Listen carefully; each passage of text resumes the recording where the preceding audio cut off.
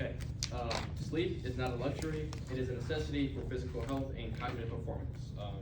This statement comes from the National Institute of Health, right? But if this is true, then why do so many people, especially teenagers, treat sleep like it's optional? Now, the average teenager gets less than 7 hours of sleep. Chronic exhaustion being so normalized that being tired all the time, for some of us, is almost to be expected. So today, I'm going to talk about bad sleeping habits and how it's been culturally normalized. And my claim is this, that sleep is essential for success, and that is not a weakness or hindrance to that success. So I'll start by addressing some common phrases you may hear in your day-to-day life, the consequences of those phrases, and the beliefs therein. And hopefully by the end of this, transform your thinking about bad sleeping habits, and so you can take care of yourself, right? So let's start with some common phrases that you may hear. Things like grind culture, hustle 24/7, and team no sleep. These things can be found in social media and school environments, or even from influencers that we indulge in their content from day to day. And these things create what's called a commonplace system, in which is a series of beliefs that individuals or groups believe without questioning them or considering them to be flawed in any way. And the main idea of this commonplace system is that success equals productivity. But the problem with that is that it only highlights what is visible to an individual or group, while first adhering to this belief or commonplace system. It celebrates working hard and staying up late at night, but it hides some real serious effects, things like burnout, poor performances, and overall health. So while it may seem beneficial to stay up late at night and work super hard in this way, it's actually doing the opposite effect and improving success. Okay, so now let's look at some consequences. Now, sleep deprivation can be very dangerous.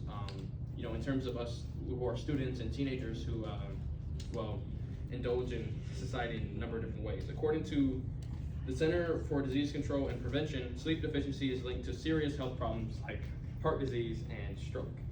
Now, mentally, sleep deprivation can be linked indirectly to things like anxiety, depression, and irritability. Some things that we may experience ourselves, waking up from the previous night with no sleep. You might be irritable, or hard to manage your day, especially in the morning.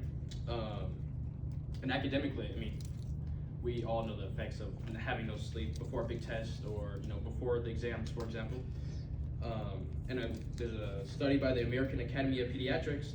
Teens who do not get enough sleep often struggle with attention and learning. So we can think about that for a little bit. With no sleep or with little sleep, it directly affects your academic performance and how you treat yourself and how you treat each other. With irritability and anxiety. This idea that being too tired literally affects how you function in society.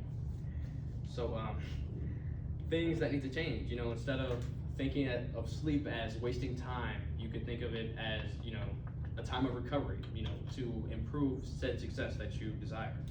Or that rest equal being lazy, or taking naps throughout the day is supplementary for having nothing to do. You can think of it as productivity.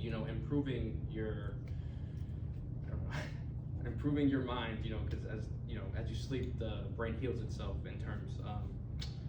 And a study by the National Institute of Neurological Disorders and Stroke, sleep is a factor in brain function, memory, learning, and decision making.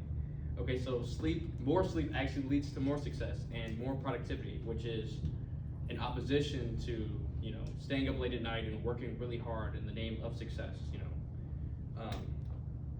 More sleep leads to better grades, mood, health, and energy.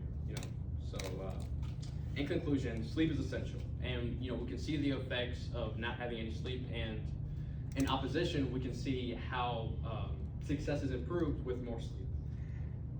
And I want you to leave you with a quote: "The best bridge between despair and hope is a good night's sleep."